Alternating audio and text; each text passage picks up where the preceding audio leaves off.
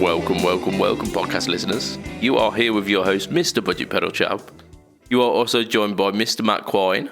Say hi, Matt. Hi, Matt. Hey.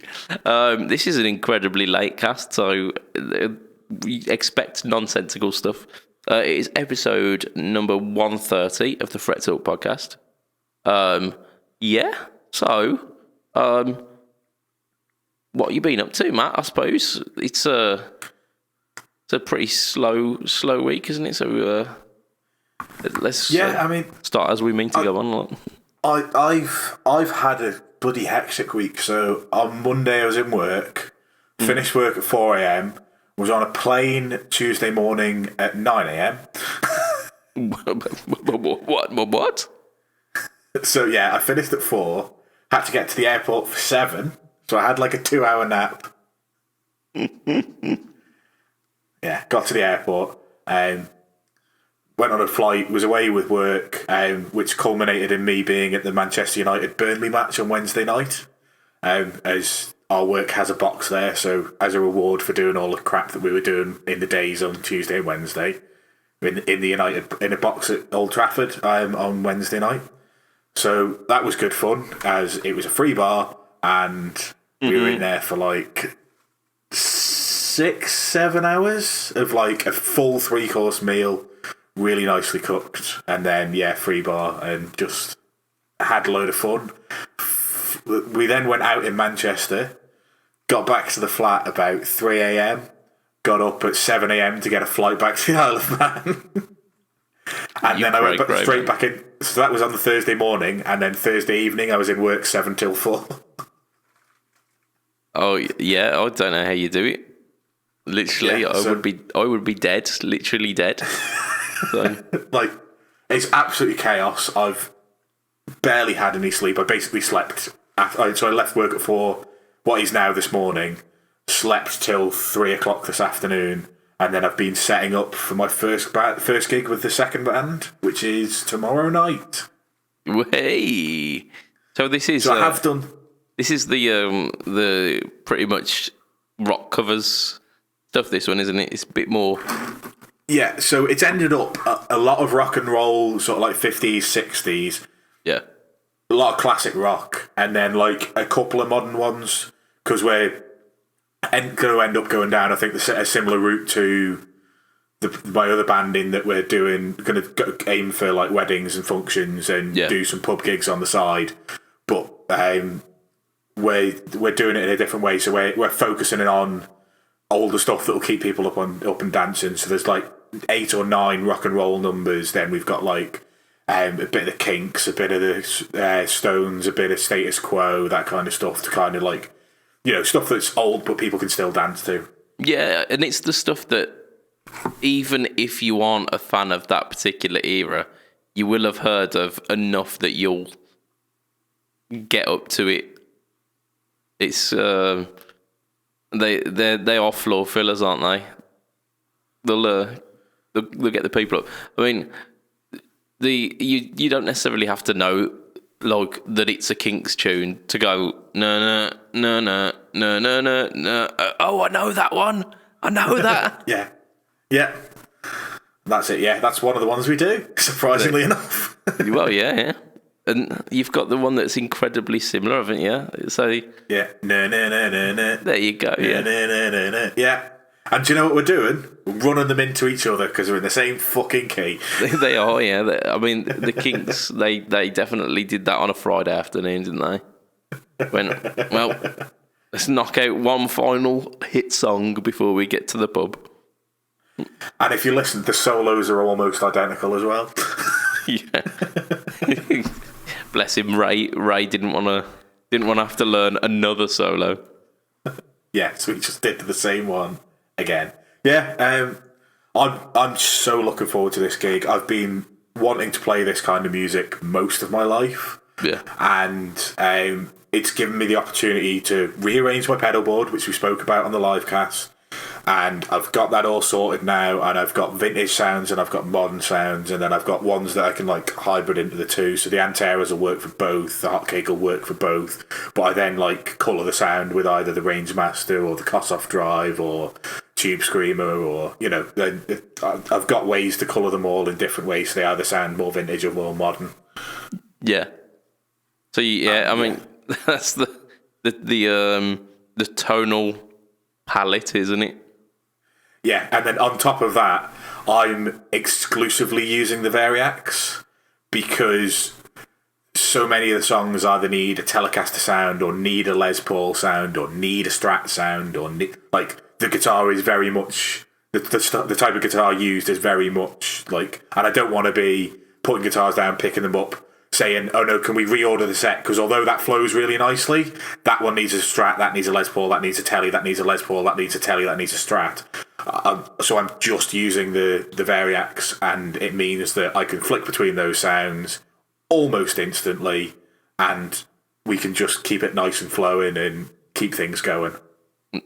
That's it's a rhyme every time with our Matt there. Yeah, and that opens up the tonal variety as well. Yeah.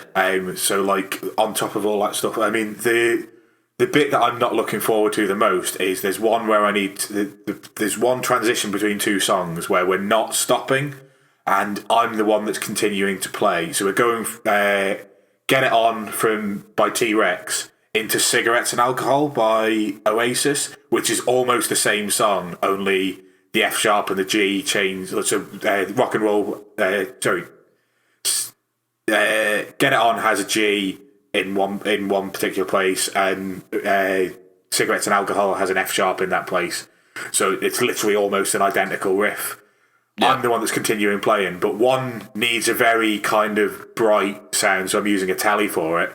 Yeah. And the other one needs either a semi-hollow or either a 335 or a Les Paul sound. So I'm going to flick to that. I also need to kick the Kossoff drive in and keep playing.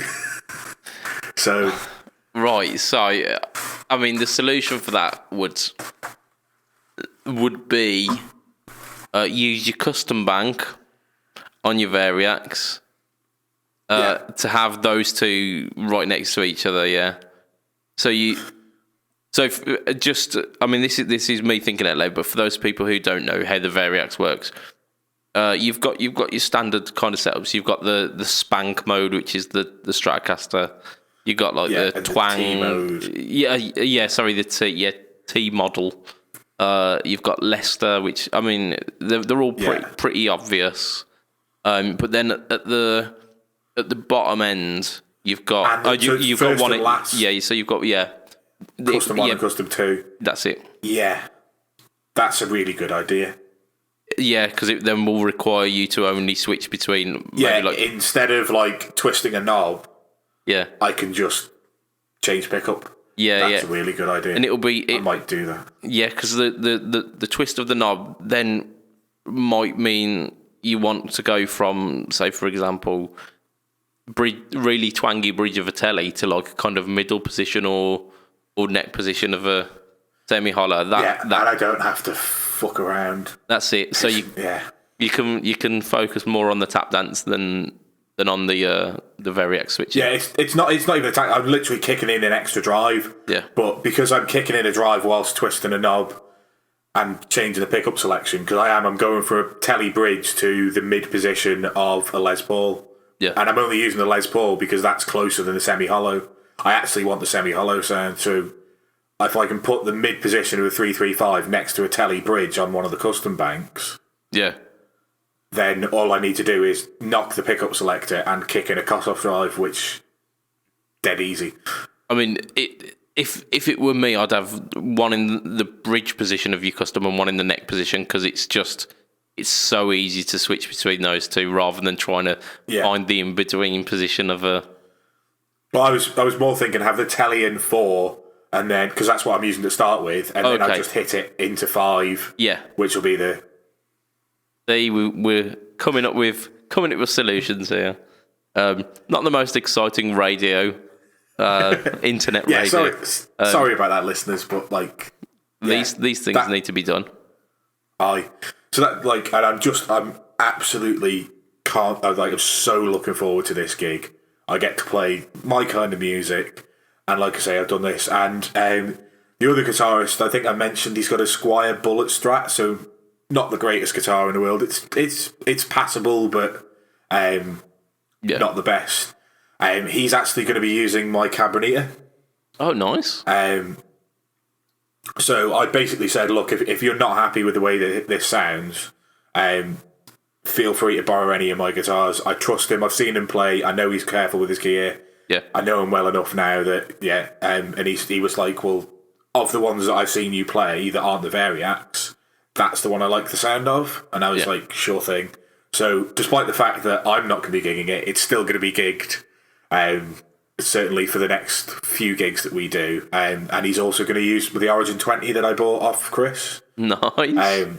So he's not got much of a pedal board, but he's got a Boss DS1 and a chromatic tuner, a Boss TU3 or TU2. I don't know which one it is. It's an old. I don't know whether it's an old TU3 or whether it is a TU2. But we were sound checking tonight, and because obviously I'm wireless, and for a lot of the things I don't need to change sounds. I was standing out the front, and that Origin just sounds fucking fantastic. Banging.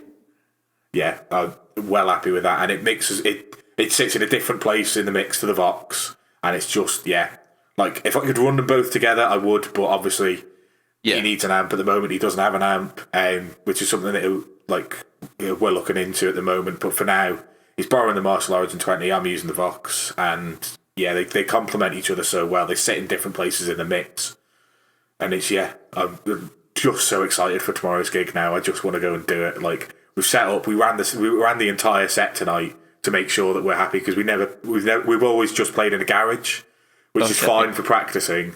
But you never really hear what things sound like properly. You just kind of hear a wall of sound because everything's facing inwards, and it's all within an enclosed space, isn't it? There's lots of splashback from all the walls.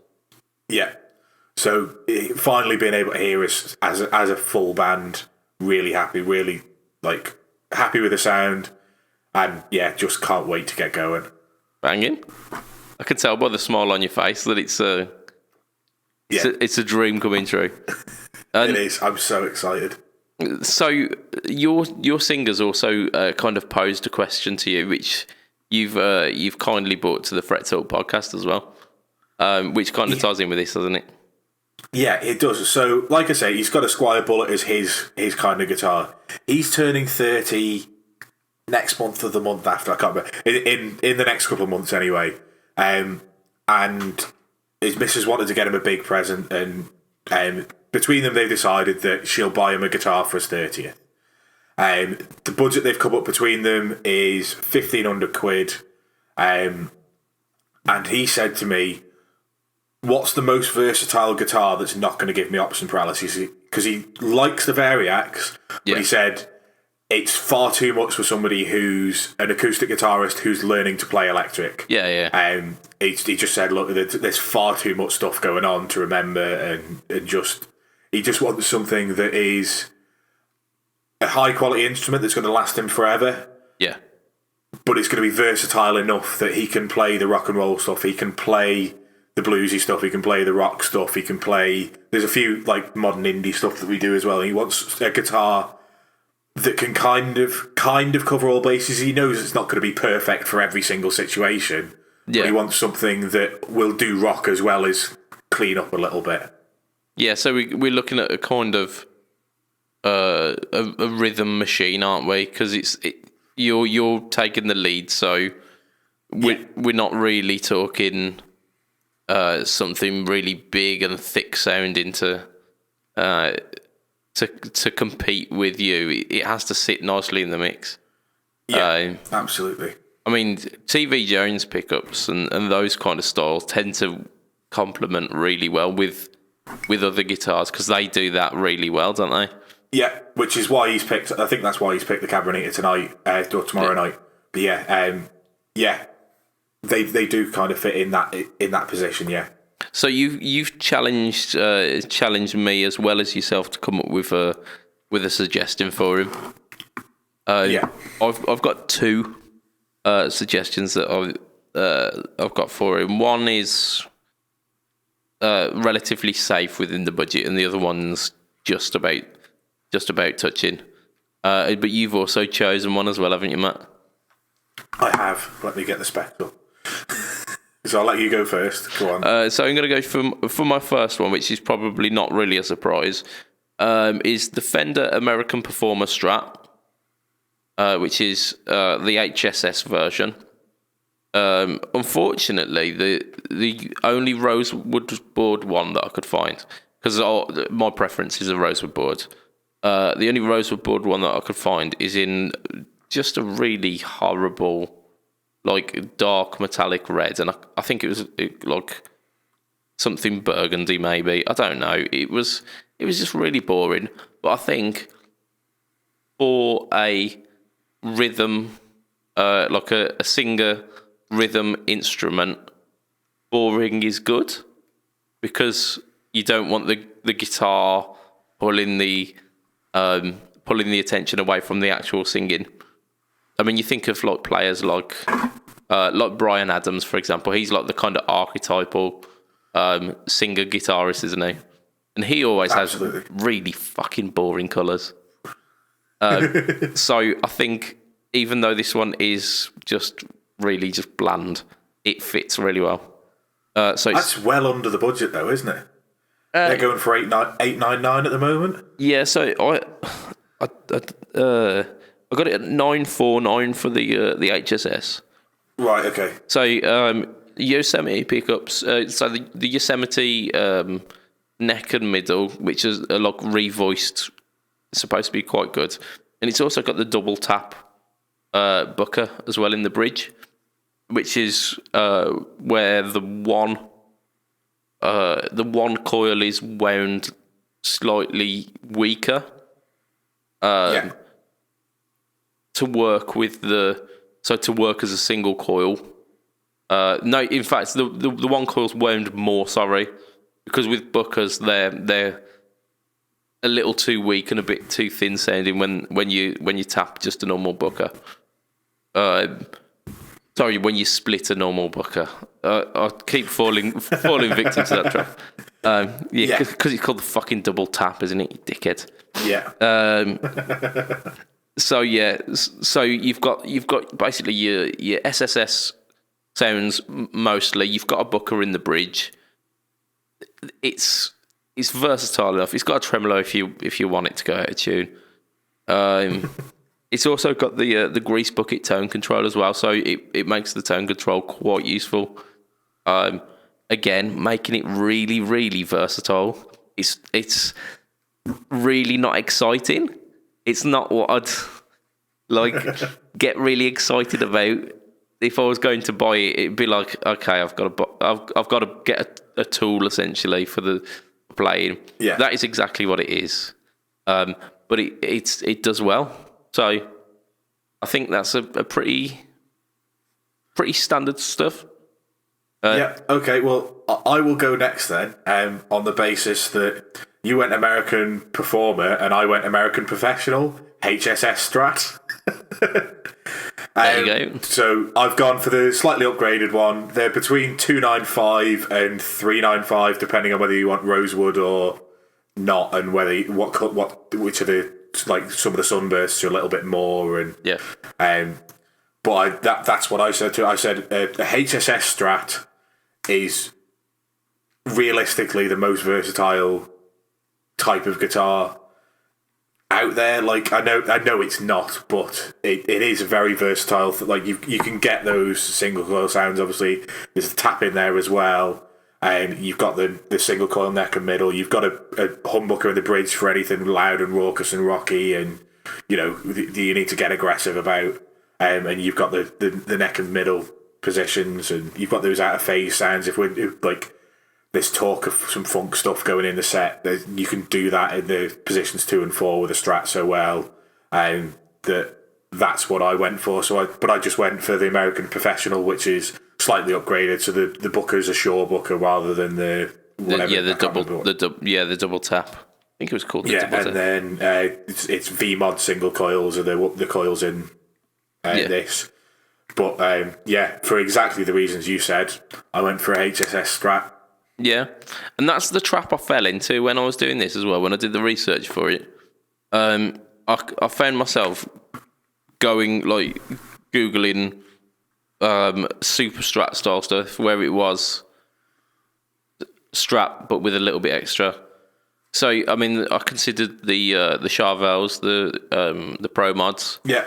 Figured they're probably a bit too showy to be an ideal instrument for that, and the fact that they're kind of on the lower price point as well. Yeah. So I found that I looked at the Ibanez AZs as well, which again does that thing but in a slightly more modern way. And again, I decided not to go for that because again it was too showy. The ones that were in that kind of price range had like flame tops and strange bursts or fades on them, and I just thought it's probably a bit much. Yeah. Whereas you can, I mean, you can't really go wrong with a classic Strat, can you? Absolutely not. What was your other option? So my alternative, it comes in at 1449, so it was just under budget. Still under the budget. It's within, but it's because you said that he's willing to go to 1500, but would prefer not to be peaking that. Yeah. Yeah, carry on. After you've done this, I'll give you an update on what the conversations that we've had since. But I'll let you give this option first. Okay, so I've gone for the PRS S2 Vela. Right. Okay. Okay, and it was again in quite a conservative colour, and it looks retro enough, but with a little bit of modern flavour. So again, along the same kind of reasons why I choose the Strat. Humbucker in the bridge, the Armand style single coil in the neck. So you've got again the humbucker, and then you've got like the twangy, almost TV Jonesy style, because a lot of the Gretsch's will use TV Jones or the D Armands, and then with the mixed position, I imagine you get something.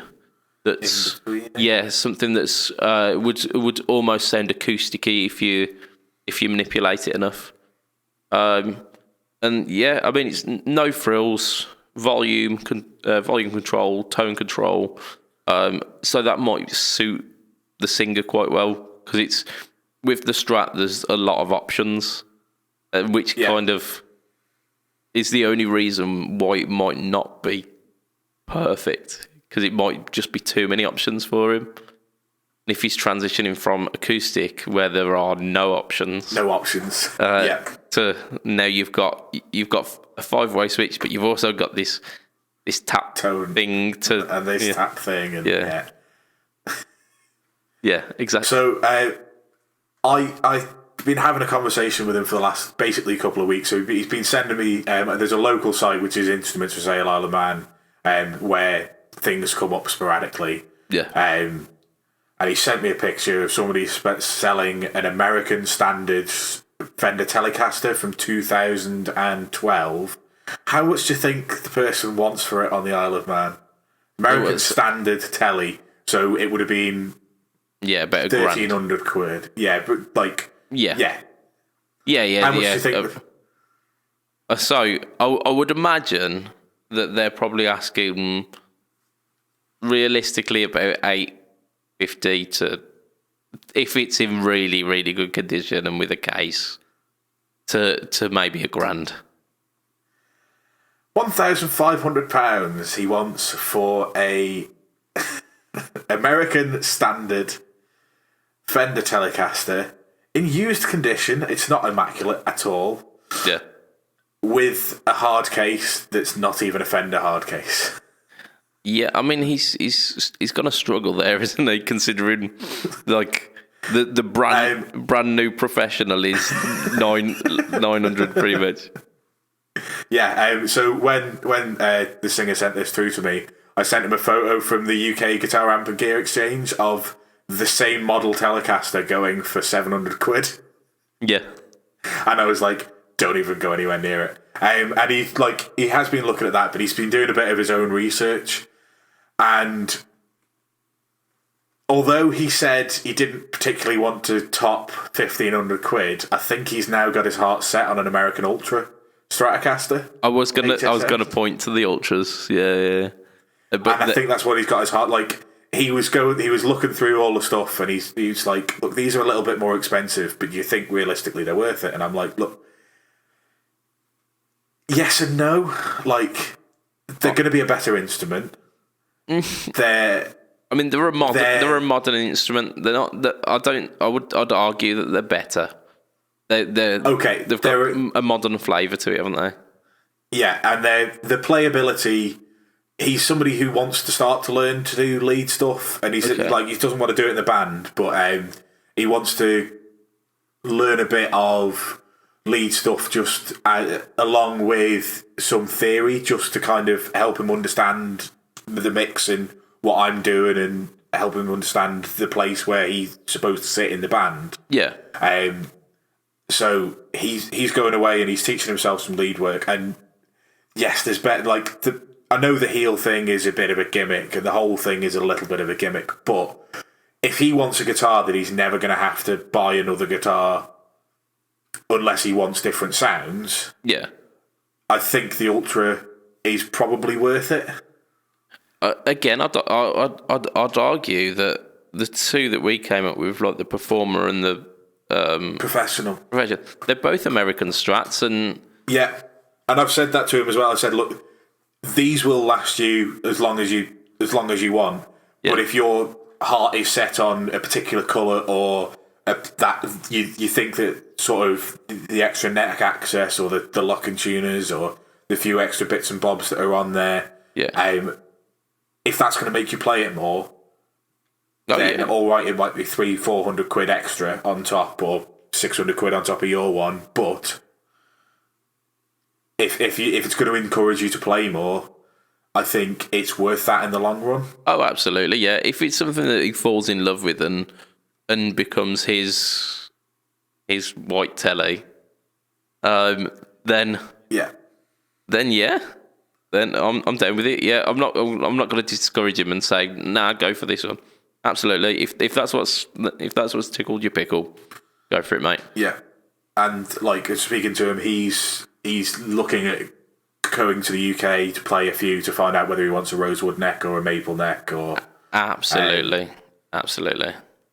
Yeah, and I've said, look, don't just stick to that one type of guitar. Play the others as well. If there's anything else that looks all right, just play it. Just the guitar shop staff aren't going to be annoyed with you asking if you can play a guitar. That's not how it works. Just go and play everything that you think you might like the look of and might entice you. Go from there, and if there's something that really speaks to you, at the end of the day, even if it's not the most versatile instrument in the world, if that's what speaks to you in the moment, we can make it work. Yeah, absolutely. I mean, when me and Yeomans were doing the Strat shopping, we tried things which we both thought we would love, and we ended up loving the complete opposites. Like the we tried the Mexican one. I can't remember what they call it. The player. We played the player one, expecting it to just be like a Mexican Strat, and that one blew us both away. Likewise, we played one of the custom shop ones, and it was like, it's all right, but is it realistically 5 times more guitar than this, like 500 quid? Yeah. And it didn't speak to you in the same way that Les Paul spoke to Yeomans. Yeah. I mean, that was whispering into his ear. That was, and that was a very expensive whisper. It was. It's worth it. Yep. So noticing the time, I think I'll do a very quick roundup of my what I've been up to, because We've actually got a cast ahead of us today. Funnily enough. Yeah, so something we need to talk about, isn't there? Yeah. So yeah, I've there's a niggling feeling on my mind that I'm forgetting something, but I'm sure we'll get there. So we got BudgetPeds. I this week did a demo of the BudgetPeds Acapulco, and I finally learned how to spell that fucking word. It's been a long time, yeah. So one knob fuzz essentially, but it's also kind of kicked off a little bit of a partnership between Mr. BudgetPedalChap and BudgetPeds, where I'm doing some demos. Excellent news. Yeah, it means that I get to try some of the awesome pedals from BudgetPeds. So we've got the Acapulco. I've got coming up as well. I've got this one which is I can't remember what the Jed's name for it is. The Meister or something like that. This is the Soda Misa from Devieva. It's a very very similar thing, and it's a really weird buzz because you look at that, it's got two knobs on it. You'd expect one to be gain, volume, and gain. Yeah, you would, wouldn't you? One is volume, so you've got it half right. Yeah. The other one is it's a strange control. It works almost like a bias control, where if you turn it fully to the left, it starves the transistors so much that they cut out. So it's almost works like a volume in that sense.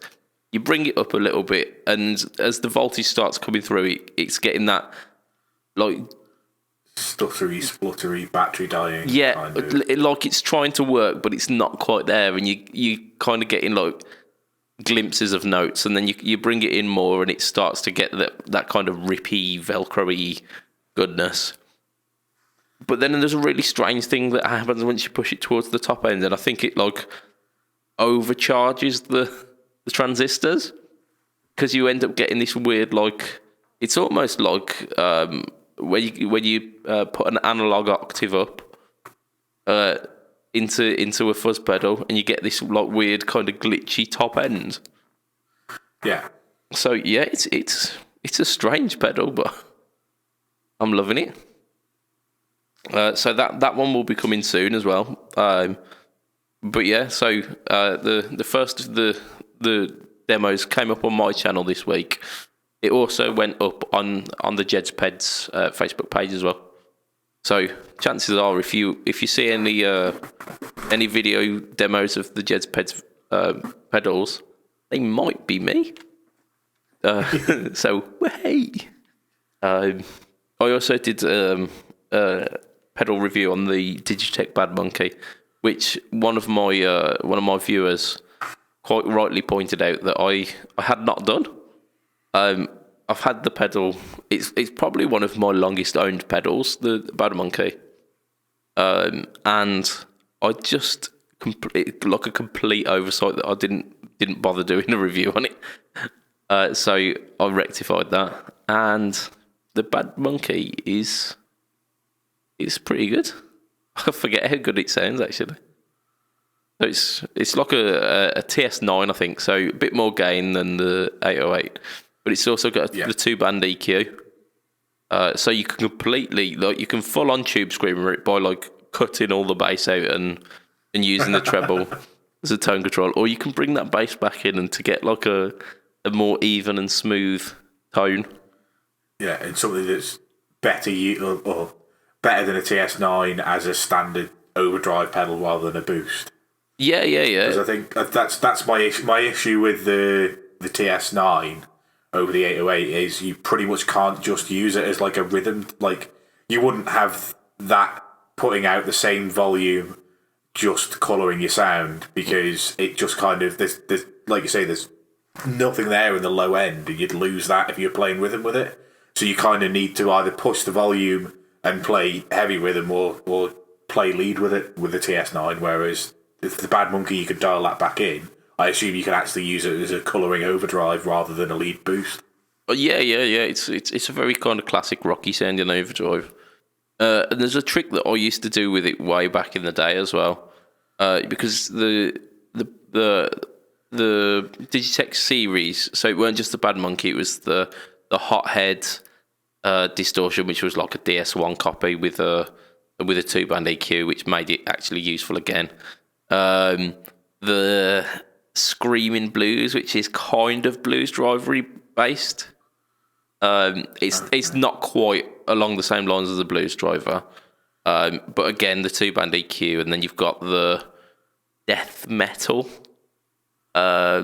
which I think was based on the HM2, not the Metal Zone, and the grunge, the Digitech grunge, which is notoriously bad. I bought the Hothead and the Bad Monkey pretty much within a year of each other, and then much later on I bought the Screaming Blues, which I now happen to have 2 of for some reason. Don't know how that just accumulated. I don't know how that happens. And again, they're really good. The 2-band EQ is very, very useful on them. But yeah, it was really awesome that a viewer had kind of commented in and pointed out, like, oh yeah, it'd be really wicked, you could do this. I'd love to see a load more of that on my YouTube channel. So if you have got any suggestions, pop into just any of the comments sections and just do that. If you know I've got a pedal, because if you go back through my Instagram archives, a lot of the pedals that feature on there I still have, because I don't get rid of anything. So if you see anything on there that you fancy a demo of, just hit me up, and chances are I'll do it. There's some like a couple of pedals that I am reluctant to do, because they will just take so much time. Like the TC Flashback, for example. If it were just a 3-knob thing where it was like feedback level and whatever, I'll read it. I've got it here. Feedback, delay, and effect level. If it were just that, cool. Yeah, sound. That 4th knob, innit? Yeah, It's the one. And the worst thing about is if you really want to do it justice, not only do you have to use all of the things on that 4th knob, but then you need to go through every single tone print for it as well. Yeah, and we've got. And you'll be here till fucking Christmas. Yeah, and we've got the subdivisions mini toggle as well. Yeah, I'd forgotten about that. So yeah, there's pedals like that I'm reluctant to do, but I will get round to doing them. I will, honestly, I will. I just need to kind of wrap my head around how to do it. So yeah, that's pretty much what I've done this week. And as mentioned a little bit earlier, my white telly has been back out again. The ESP LTD 212, my number one. It's been a little while since I got it out, and I got it out again and been feeling the love. It's so resonant, and so it sustains so well without even an amplifier. And it's a bolt-on neck as well, and you really don't expect that from bolt-on necks. It's just, I think the 2 pieces of wood were just meant to have joined together. So there's that, and the fact that it's got Elixir strings on it as well. It sounded great. So it sounded still fresh. So I'm happy with that. Yeah. So yeah, you're going to be seeing more and hearing more of the white telly.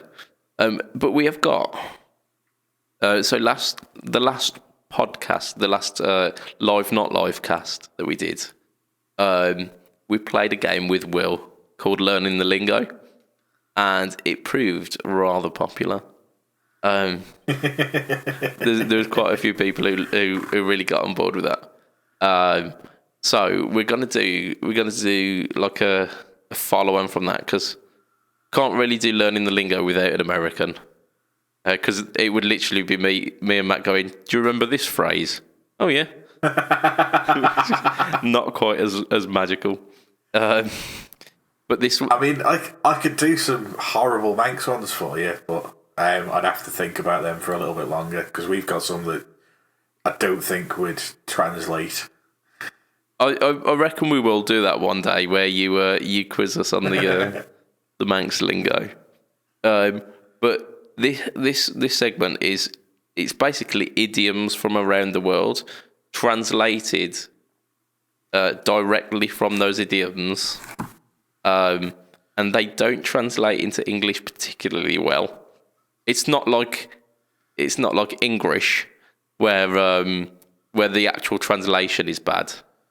It's the phrasing is very, very much central to the location where they come from. But this segment is called idioms. So play along yourselves, listeners. And I thought this one would give us a more even keel, unless you happen to be German, Swedish, Thailand-ish, French, Russian, or Japanese. Then you will get one easy point. I don't think our demographic falls too heavily on those countries, so we should be safe. So this is the first of the idioms. You have tomatoes on your eyes. So you have tomatoes on your eyes. You have tomatoes on your eyes. This is a German phrase. And it makes sense once you know why. And this is not exclusive to this one. They make sense when you know what they mean. You've got tomatoes on your eyes. Is it something like? Is it similar to you can't see the wood for the trees, in that you're looking at the wrong thing, or you're not looking at the big picture? Yeah, kind of. So I'll give you that. It's you're not seeing what everyone else can see. So it's along those lines. So yeah, I almost kind of likened it to having rose-tinted glasses in English, coming from that kind of place. Whereas rose-tinted glasses is more like nostalgia. I kind of saw it as that, and thought it kind of parallels that. So yeah, well done, Matt. You got that. I reckon we'll have that. Right, this next one is a Swedish phrase. There's no cow on the ice. There's no cow on the ice. There's no cow on the ice. Okay, and they make sense once you know what they mean. Yeah. I mean, this completely does make sense. Yeah.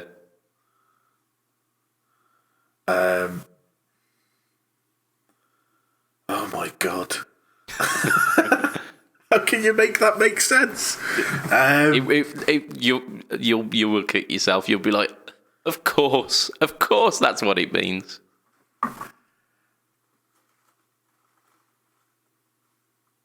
Is it something like?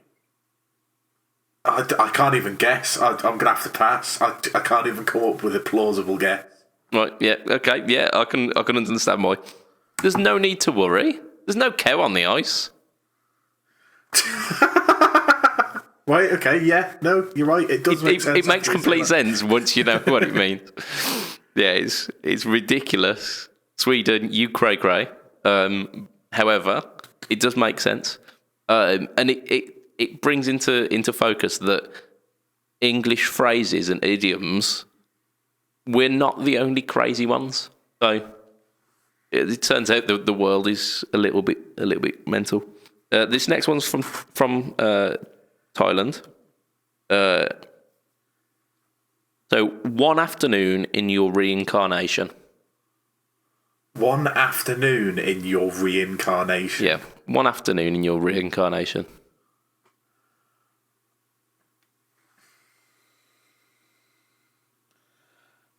Bloody hell, these are just one afternoon in your reincarnation. Yeah. I know it's a toughie. This one is. It sounds like it's the start of a story, doesn't it? Indeed. So in English, we've got a few phrases which kind of mirror this. This is very, very literal, whereas ours tend to be more abstract. Bloody hell.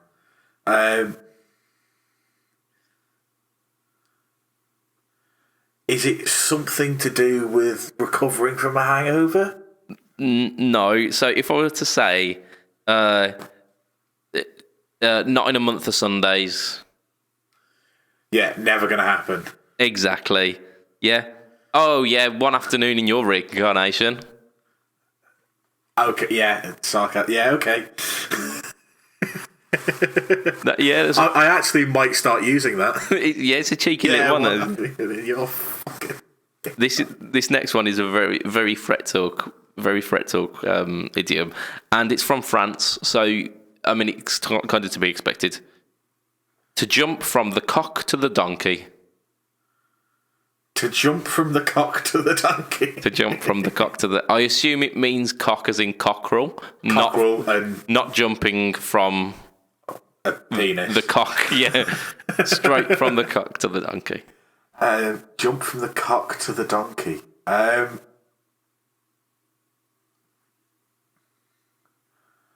Is it backing the winner in a fight? Good guess, but swing and a miss. So it's to change topic in a conversation where there isn't a logical or plausible link between the conversations. You're jumping from the cock to the donkey, and it makes some odd gleam of sense.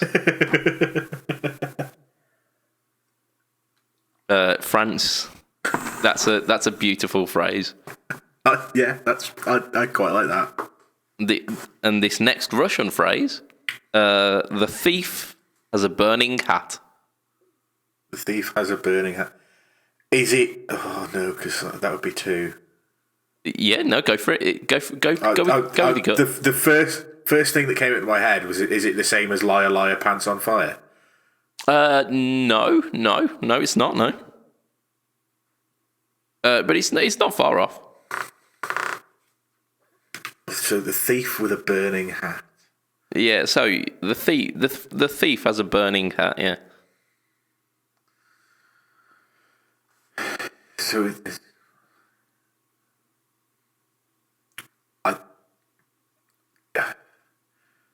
no, you're gonna have to give it to me.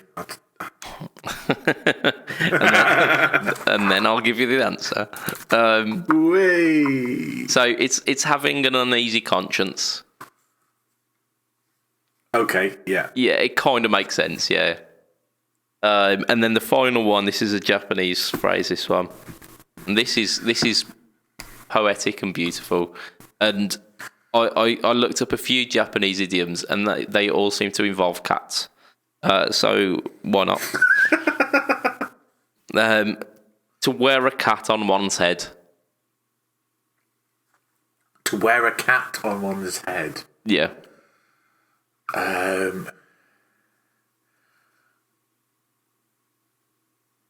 Is it the same as us burying our head in the sand? Is it ignoring everything that's going on around you? No, but I like that. This, and you'll understand why I think this is really poetic as well. So, it's pretending to be nice, and it's because wearing a cat on your head, they're hiding their claws. Okay. So, someone who's been a bit two-faced.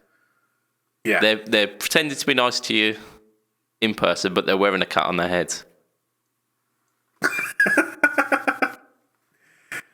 Like the way other cultures think of things in a totally different way, but it's still, once you understand why, it then translates. I know, it's brilliant, isn't it? It really is brilliant. And that concludes our segment of idioms. So Matt, you got a good solid one there, and I reckon I'll give you another one for effort amongst the kind of Whee! two, like, because you got two almost there. I'm going to give you 2 points for that. Fret Talk listeners, please let me know how you did in this this mental quiz, and yeah, let us know if you like it. So we've got we're at 50 minutes. So we've got a little spotlight on a company who have been cropping up on my Instagram quite a lot recently. So the company is called Gojira Effects. They are a company in Scotland, which is in the UK currently. And which is in Europe currently. Yeah, there you go, yeah. We'll have to get some Scottish phrases on that. I bet they've got some absolute belters. Yeah, haver. What the hell is a haver? Yeah. It's still unsure. I love. I think it was Pennywise or someone like that who did a cover of 500 Miles, and they sing that line and they go, and I would heaver, whatever the fuck that means. So it's absolutely quality. It's not just us. Everyone, like literally everyone. I'm not even sure that the Proclaimers understand what that means. They just threw in like a made-up word to see if anyone noticed. Yeah. Oh, it must be a Scottish thing. Yeah. Scottish people there like, what are you talking about? Yeah. We're not with them. So they're in Scotland. They're a small boutique brand made to order pedals. They do a few things. I mean, there's a TS808, which is kind of 80, 90 quid. Meat Boy fuzz, which comes in like 3 different variants of because it's like the damn meathead. They do a couple of different things. However, the graphics on their pedals are pretty much outstanding. So the TS808 comes in Mr. Sparkle finish. So any fans of the Simpsons will know the Mr. Sparkle, which is essentially a bulb fish. I think Bart refers to it as. So yeah, this Simpsons inspired finish. But there's also multiple ones. I think I've got them written down here. So we've got Simpsons graphics. There's a Ned Flanders version as well. There's Slurm from Futurama. So big Matt Groening fan. Pickle Rick. There's a Pickle Rick variant on it. There's one of Arnie as the Terminator. I think from Terminator, the original one. And then the Meat Boy Fuzz comes in Duff Beer version, which again looks really cool. So I was really I'm down with these. The pedals sound great as is, but those really vibrant and just cult classic cartoon imagery. It just they set them off. But they also they're selling. They've only done this pretty recently, as far as I'm aware. They started selling the custom knobs that they make, because they 3D print custom knobs for guitar pedals, and they've started selling them as separate units as well. You can buy, I think, 4 custom knobs for £10, which sounds like it's expensive for guitar knobs until you realise what they are. They're tiny little cans of Duff Beer, or tiny little cans of... I think we've got Duff Beer and we've got Mr. Sparkle at the moment, but they've just started making Slurm, cans of Slurm as well. Yeah, that I can absolutely get on board with. So that's they're really cool. So yeah, check those guys out. Gojira Effects at Instagram is where you find them, and I think they're gojiraeffects.co.uk, maybe. I found their website through their Instagram, so yeah, do that. If you only follow their Instagram for the awesome visuals, do it. Yeah, we're pretty much towards the end of the podcast. I've got a couple of questions maybe before we wrap up. Yeah. I'm not forgetting anything, am I? I don't think so. We've covered all the bits we talked about earlier, haven't we? I think so. Yeah. All the precast stuff. Yeah, there's nothing else. So yeah, Nothing else. we'll move on to questions. So questions. Statements. So questions. There's a bloke on one of the Facebook groups I was part of saying tone chasers. So this is people who specifically search for like artists' tones and are trying to recreate those tones specifically. What's that all about? I like a specific artist is, I think, a little bit too far. I think if you're chasing that tone that's in your head, Yeah. I think it's all right. If you're chasing a specific artist's tone, you've got to remember that they will have a different picking technique to you, or they'll have a different way that they do things. They'll have changed the pickups in their guitar slightly, or they'll just have one that has just different discrepancies to you. If you're after somebody else's recorded tone, it's almost impossible to get that. Yeah, even if you use the exact equipment that they used, recorded tone takes into consideration the mic, the cable, the desk. Yeah. Then on top of that, the EQs that they used, the compression that they used, any studio effects that they added on afterwards, and then mixing and mastering on top of that. It takes into consideration all of that. So yeah, I mean, the guy's gripe was the fact that you're spending thousands upon thousands to try and recreate this specific person's tone, and you see it quite a lot with Stevie Ray Vaughan is the one who kind of springs to mind with this. I think followed relatively closely, but not like nowhere near as closely. I'd say Brian May is probably your next culprit of that.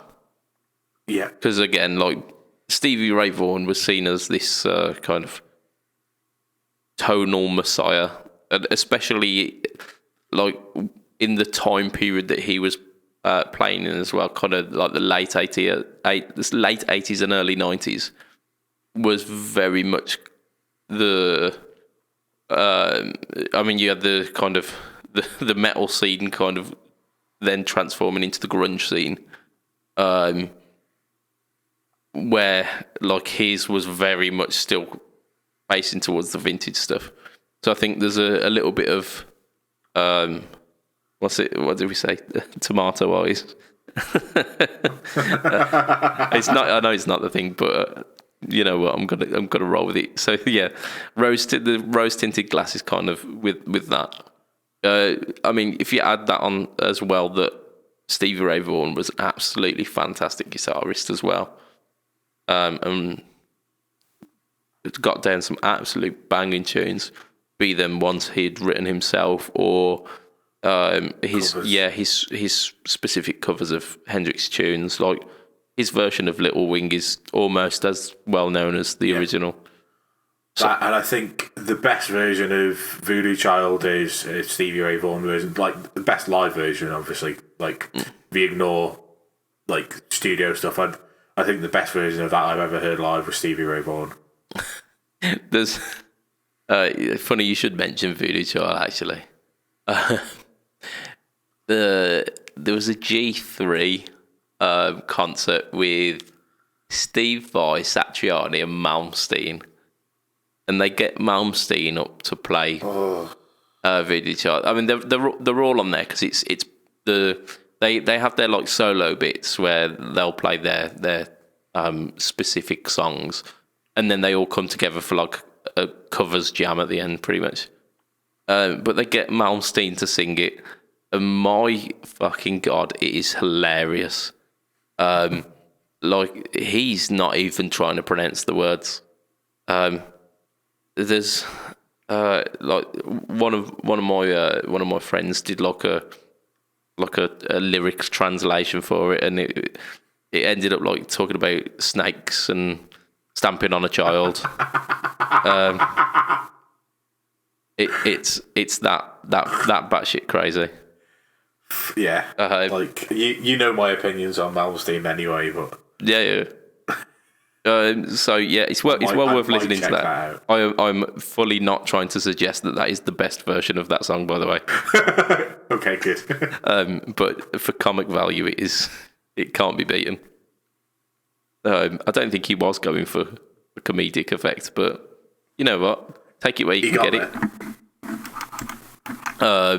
So yeah, like Stevie Ray Vaughan, swinging it back, right? Stevie Ray Vaughan is seen as one of these kind of iconic tones that people want to get, and I mean, there's a lot of money that you can pump into that, considering he was a man who played Dumble amps, and I mean the fact that he used TS10s, was it, and they 808s and 10s. Yeah, so, and they, even though they're like mass-produced 80s Ibanez pedals, they go for a lot more than they should because of that tie-in. Yeah. So him and John Mayer is the other famous person that uses them. Yeah, well, and you've got to assume that John Mayer was doing his own little tonal chasing thing right there as well. Yeah. So, I mean, it's not just it's not relegated to us mere mortals who can't play like those guys.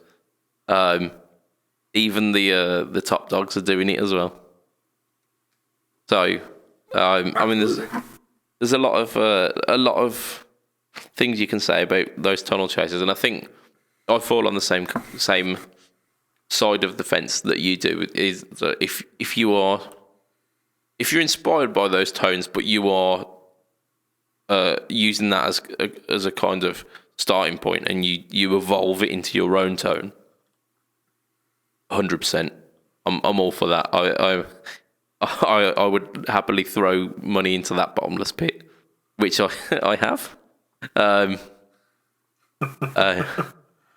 But like I didn't mention this, but when I redid my pedal board, I counted up how much the entire thing. So if you include the pedal board, the power supplies, and the pedals on there, I counted up how much it's worth, and nearly gave myself a heart attack. I mean that's a dangerous game there, Matt. I think that comes with a health warning. That specific activity, they do warn against that.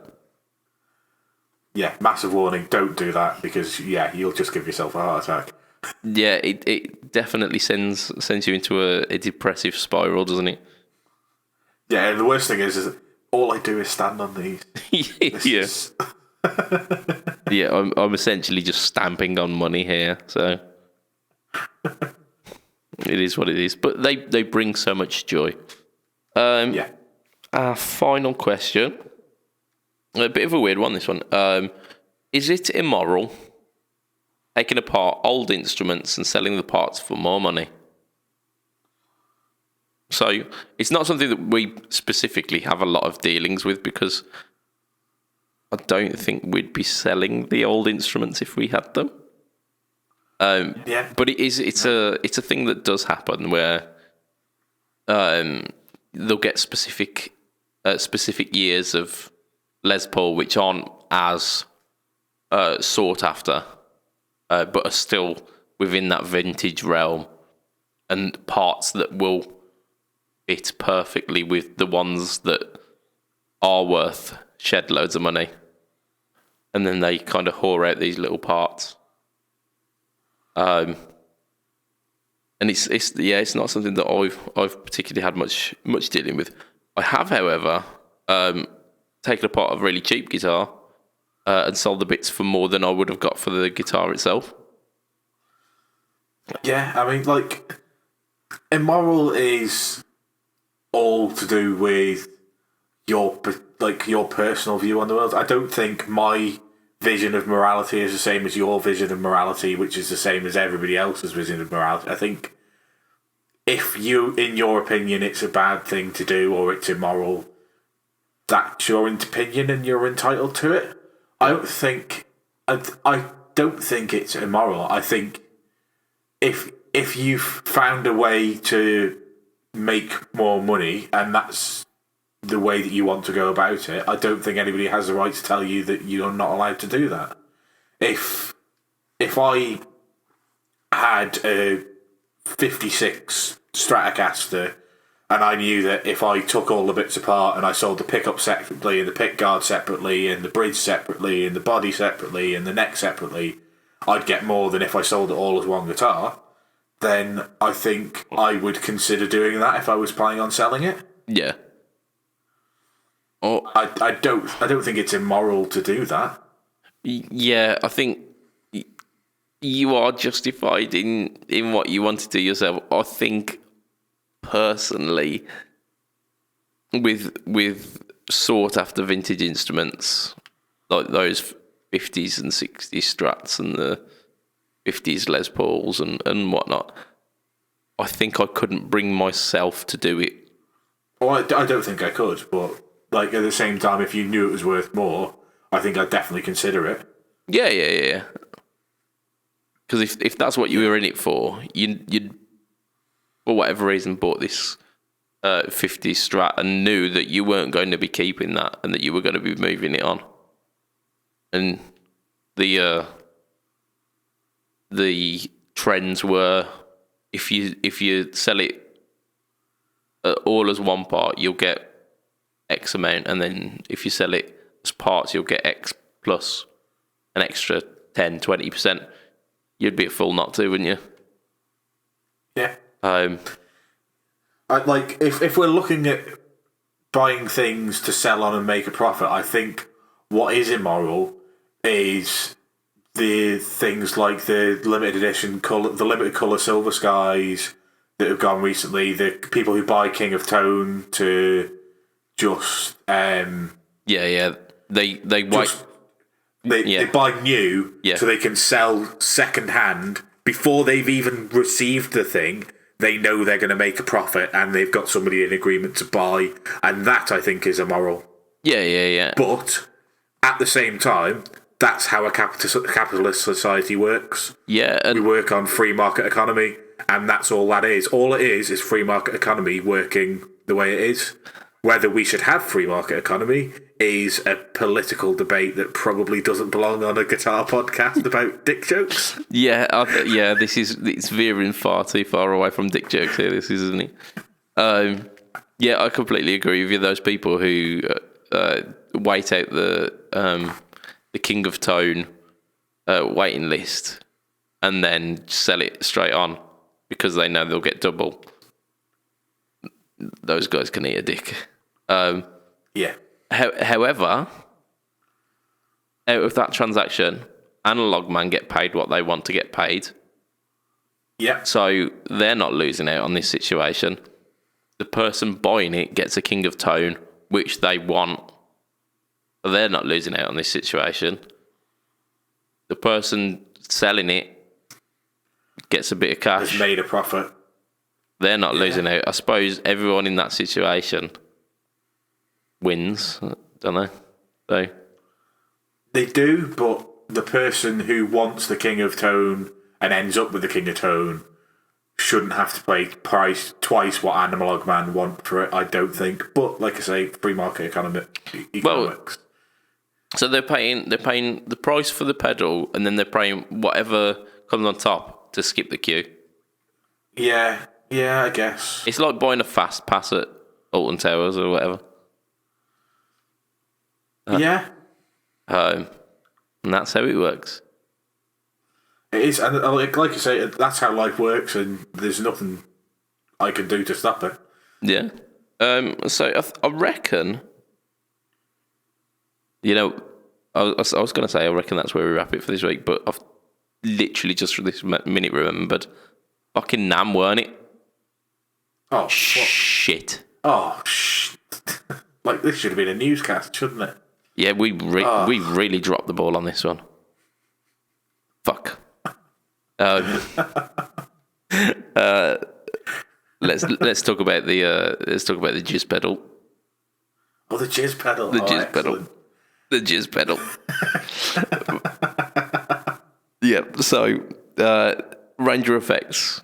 It's not officially called the jizz pedal, by the way. It's called the mini bar. The Ranger Effects have bought out a pedal called the mini bar. And for those who are unaware of it and have been living under a rock for the past 2 weeks, it's a mini pedal with essentially like a little, let's call it a cup, because it makes us feel less dirty. So a little cup in which you fill with liquid, and the conductivity and the opacity of this liquid affect the tone of the pedal. There's only one control on it, which is like your level control. The rest is controlled through the little cup.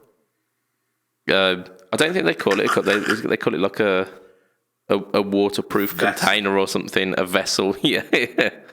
Cum dumpster. Oh, yeah. So, this the tiny little cup. I mean, their intention, I think, on their stand, they filled it up with like various alcoholic liquids and various like just general liquids.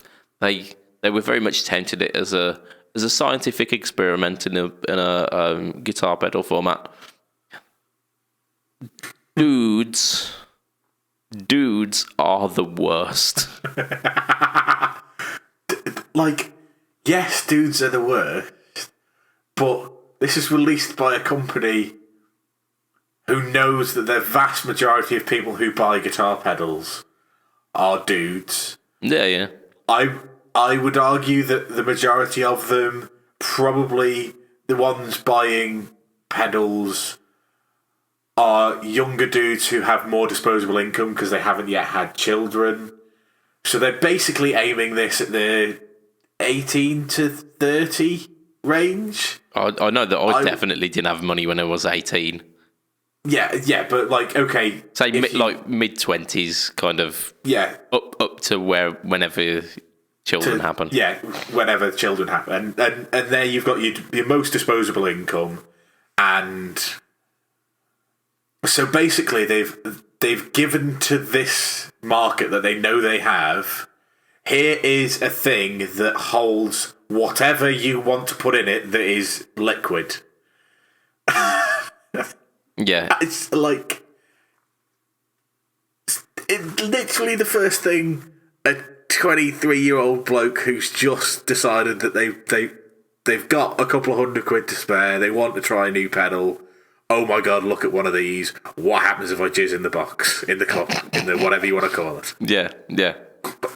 What does my cum sound like? Who's like, I didn't even know I wanted that question answering, but at the same time, I'm a little bit curious. Well, if they will make a pedal that gives your semen sound, then fuck's sake, plug it in.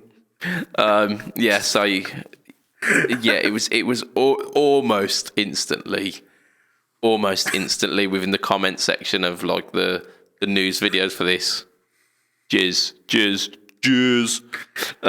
Just straight away. I mean, it was closely followed by what happens if you piss in it, which is a valid argument, yeah, I suppose, isn't it?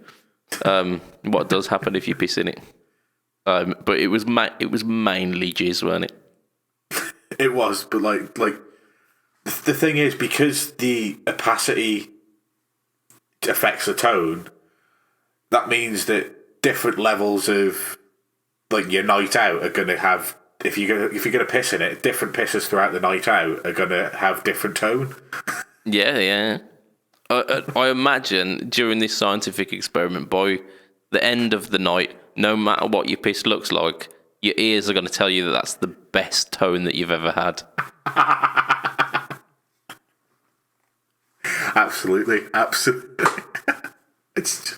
Like, it's the most gimmicky thing in the world, but I'm somebody who tries to avoid NAMM at all costs because I don't want to see a load of stuff that I can't get my hands on yet. I'm not really that fussed about that kind of thing. So the only stuff I ever look at is when you send us the set list of what we're going to talk about on a podcast.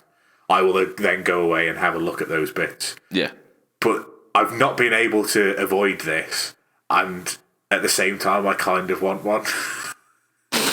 Yep. Yeah. I mean, it's a legit sounding pedal. We'll get onto that in a moment. But this whole experiment thing and the fact that it instantly went to jizz just reminded me of there was a Facebook advertising campaign with Braun electric razors, and it was like a guy like shaving down his beard and like sculpting his mustache. First comment in that was an absolute hero of a gentleman asking how it worked on balls. Just, yep. And it's the exact same thing. It's just exactly the same. Yeah.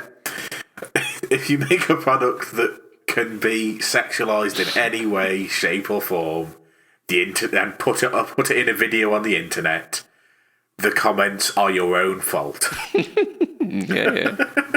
And it solidifies that fact that dudes are the worst. Yes, we are absolutely the worst. But it's still fucking hilarious. It's really funny. It is really funny. And yeah, so I came here for the jokes. Clearly, this is entered into our podcast for exactly the reason that the comments exist the way that they do.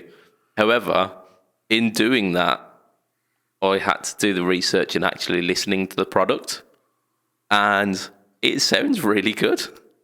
I was really impressed. So like I said, the conductivity of the liquid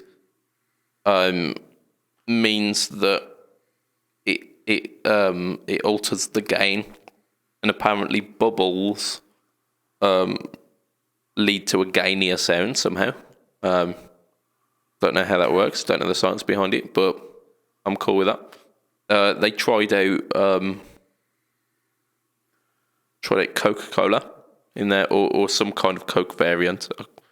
Doesn't have to be that specific brand, but they tried a Coke variant in there, and it sounded like a really thick sounding fuzz, which was cool. And they tried.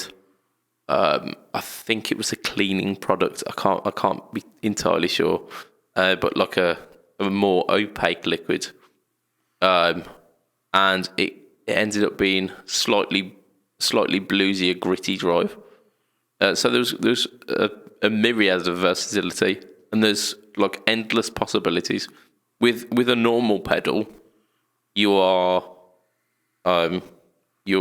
essentially tethered to the fact that it's got a finite amount of control on it, even though there's like an infinite amount of micro turns that you can do on a pedal. You essentially get a couple of sounds out of it. Yeah. With this, I don't know if that's the case. It's uncharted territory. It is. There's definitely a wider range of sounds than 1 to 10 on a part, isn't there? Kind of, especially if because if you've got a highly conductive dark liquid, it's going to sound differently to a highly conductive light liquid, because that's how you control the tone. At the same time, you've got like low conductivity, and yeah. So, like the only issue is it's a gimmick pedal. It's not something that you'd use live, because I imagine every tin of Coke sounds a little bit different. Oh, that's the next vintage craze, isn't it? It's I need to get 1974 classic Coke from this particular week, because this is where the tone is. That's it, yeah. I need the Coca-Cola that was inspected by Janet on conveyor belt 3 on Wednesday because that's the Coke that I need. But when it goes flat, it's no good. It takes the edge off, so you've got to replace it. Tone Coke. Oh, there is actually going to be somebody on the internet saying this, isn't there? Yep. Oh, it's a funny old world we live in, isn't it? It's a funny old world. It is. I think that's probably where we end it because I don't think there's anywhere really to go from that. The fact that we've got Tone Coca-Cola. I'd never thought I'd be in a world where we'd have Tone Coca-Cola. So this was a podcast this week. You want to find us online? I'm BudgetPedalChap. Instagram, YouTube, Twitter. The other one, Facebook. That's the one. Hey, Matt, you are _MattQ at pretty much everything. Twitter, Twitch, Twinstagram. Yeah, all of the above. That's it. We will be setting up a Patreon. I am almost certain. It's coming soon. I need to get around to doing that. It will be in place so that you can do a little donate just to show us some love and let us kind of elevate this podcast to even Mo levels. So that will be coming soon. And thank you for all of those people who have messaged in and suggested that they'd be absolutely down for that. So you guys are awesome. Thank you. And you listeners are just awesome too. So thank you for coming along with us on this just very crazy podcast for this week. But it's been a good one for me. I've enjoyed it. So from my side, before we end, okay, yeah. Before you do that line, can I ask something of the listeners? You can, yeah. And I don't normally do anything of this asking for the listeners, but I want you to go out there and leave us an iTunes review, and I want you to answer the age-old question of Pepsi or Coke, but in the context of not about how it tastes. I want to know which is going to sound better in that pedal, the Pepsi or the Coke. So cast your votes now. It'd look really weird with iTunes reviews, just like however many stars you put down and just having, yeah, Pepsi's got it. It will confuse the fuck out of anyone who hasn't listened to this episode, and I am 100% down with that. So yeah, good shout, Matt. Good shout.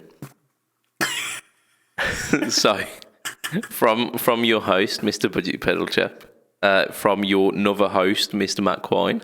Say bye, Matt. Bye, Matt. Hey, it will be a tatty bye and good night for this week. Ta-ra a bit. Bye. Bye.